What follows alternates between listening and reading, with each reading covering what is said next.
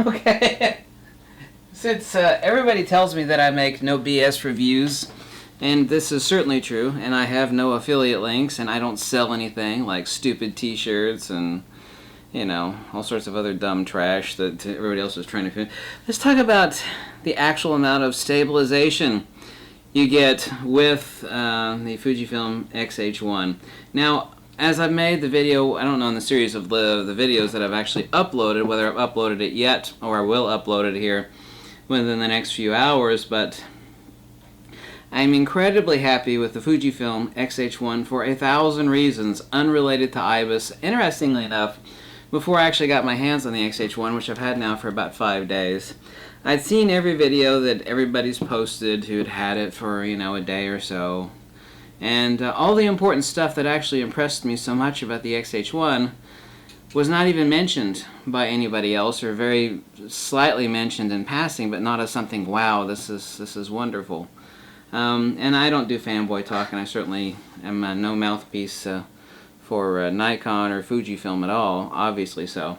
But 5 stops of stabilization. I actually have the charts up here, which I supposedly supposed to get 5-axis, 5 stops of stabilization with the 80mm macro, for example. And of course, I've been using testing the X-H1 with manual focus, like old M42 lenses with an adapter on there, where of course without just like a Leica lens with an M-mount adapter, you know, you get 3-axis pitch, yaw, and roll with a non-OIS lens, and testing the 18 to 135 Fujifilm lens on the X-H1, and actually had it out for a couple of days shooting it on the X-H1. Now, not really. Let's actually talk about real-world shooting conditions, since I'm pretty sure we're not talking about numbers, because this is... numbers are one thing, and the actual practicality of using it are two different things. I'm pretty sure the practicality of using the camera is all anybody actually cares about, as opposed to the numbers on a chart. Now, 5 stops. Now, typically you can shoot any DSLR, and I've got better hand-holding techniques than most people. I mean, I just do. I can shoot all day long with incredibly high hit rate at 1/60th of a second. Of course, no image stabilization, whether it be lens or sensor, is going to stop subject motion. So, you know, you could have 1 billion stops of image stabilization and shoot at 1 second handheld, for example, but if your subject is moving, it's not going to do you any damn good. But 5 stops of stabilization, since I can shoot any DSLR at 1/60th of a second, and you probably can too. Now, 5 stops of image stabilization would be down to a 30th, which would be 1 stop.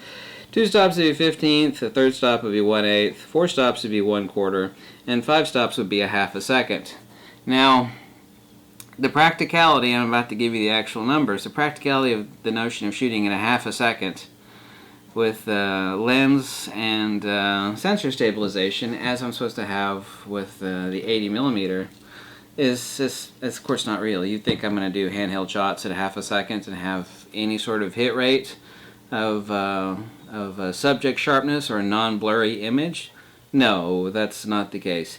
After a lot of testing, and I've had, at least 9,000 plus images to the X-H1, and I love the X-H1, but people want me to give, and people have asked me this, it's like, what's the real deal? You know, what is the actual? You know, I see the charts here.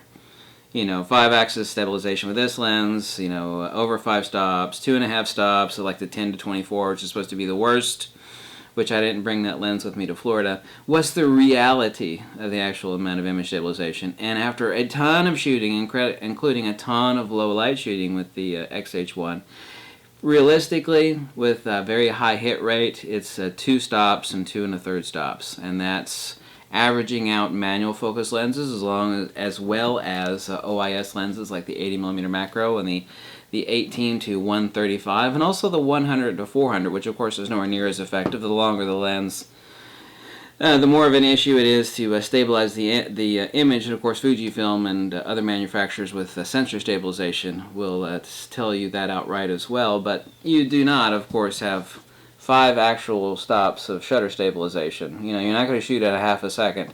Now, I have, under ideal conditions, using the best possible techniques and least contact and eye relief, where you actually bring your face and eye or eyelid or eyeglasses, depending on the case, away from the back of the camera, and a firm grip on the camera, but the lightest possible touch to hold it firmly for the least amount of shake. I had a hit rate of like 1/4 of a second. So say shooting ISO 6400, really dark street shots. 1/4 of a second, my hit rate was about 25%. And like I said, my hand-holding techniques of a camera are better than most people. I don't know if you think that's bragging or not, but I mean, it's truthful. So realistically, what I've actually found over 9,000 plus shots already through the X-H1 is 2 and 2 1/3 stop of stabilization for handheld shots at low light with stabilized lenses. Just speaking of stabilized lenses, 2 and 2 1/3 stops average with the non-stabilized lenses, which I've tested a bunch of. Bought some like an 85 millimeter Zhongyi lens, the 85 millimeter f1.2, which is a big heavy manual focus lens. I've got that with a Nikon mount. I have an adapter, and I was using it on the X-H1. So I had about 2 stops of stabilization. So realistically, what it all boils down to is that from typical very high hit rates of 1/60th of a second, I'm able to shoot all day long at 1/15th. And with stabilized lenses, I found that the magic threshold for high hit rate is right at, with stabilized lenses and in-body image stabilization, at 1/10 of a second. So I was able to get, and my hit rate on that was averaging about 85%. So 1/10 of a second with the stabilized lens and IBIS, I had a hit rate of 85% at 1/10 of a second shutter speed. And no, if you think you're going to shoot at a half a second, no. I mean, you might nail one. It's like, look, here's 1.5 a second. I did it. Okay. What's your hit rate out of 100? At a half of a second. That's still good. I mean, no one's going to scoff at 2 stops. I mean, if you actually combine manual focus lenses with adapter on the FUJIFILM X-H1 in combination with the OIS lenses, they average out collectively at what I've found to be about 2 stops. Collectively, 2 stops of stabilization, and that's good. Between missing the shot and not missing the shot, that's good. I have said since day one, and I still hold fast due to logic and facts, that I don't need in-body image stabilization. I don't. I absolutely don't. It's incredible for video and necessary for video. I don't need it for photography. I didn't buy this camera. This one's borrowed. Mine is on order and will be here in a couple days. I've had this camera now for 6 days, I believe. But I don't need image stabilization. Is 2 stops nice in really low light conditions? Of course it is. Some people that might have Parkinson's disease, as one person mentioned, or someone might have shake, and that's helpful. I understand that. I do know the difference between need something and want something. As I've explained in another video, I actually love the X-H1 for 1,000 reasons, not literally, but 1,000 reasons other than IBIS. The ergonomics, the leaf shutter, the touch screen, oh my god, and the 5-point spring contact on the shutter mechanism. Oh my god, no one's mentioned that. I mean, I'll talk about that later, but so realistically, I'm going to say cut the knot. I mean, I saw other people making videos, like Gordon made a video, and all these other people made a video on the X-H1. They all said the same thing. 5 stops of stabilization, 5 stops. Okay, what's the real world street conditions, okay? I'm not interested in numbers. I want to know when I grab the camera and I pound the pavement out there and start taking pictures, what sort of stabilization do I have? And this is the question everybody asked me.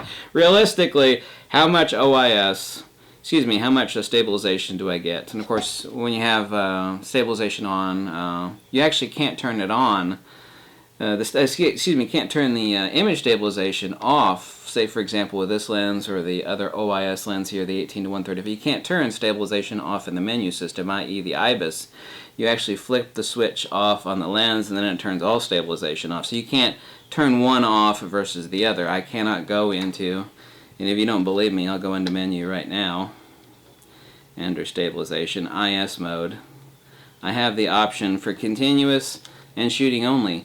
With this lens on, with the OIS lens on, if I stick a manual focus lens on, I have the option to turn it off. But I do not have the option to turn off stabilization with this lens attached. The only way I turn it off is actually to turn the stabilization off on the lens itself, and then of course it becomes blacked out in the menu system. That's because the lens OIS works in conjunction with the image stabilized sensor. By the way, I've already cleaned this sensor. Since it was already used by somebody else before I got it for testing, there was a big splotch on the sensor, so I can actually say that I'm the first person in America to have cleaned the IBIS sensor on a Fujifilm camera. Or there might be somebody up at Fujifilm that's done it. Anyway, so that's the deal on the real world street stabilization, not the stuff on these charts. You know, I've got two charts pulled up here. 5-axis here, 4-axis there, X shift, Y shift, pitch yaw.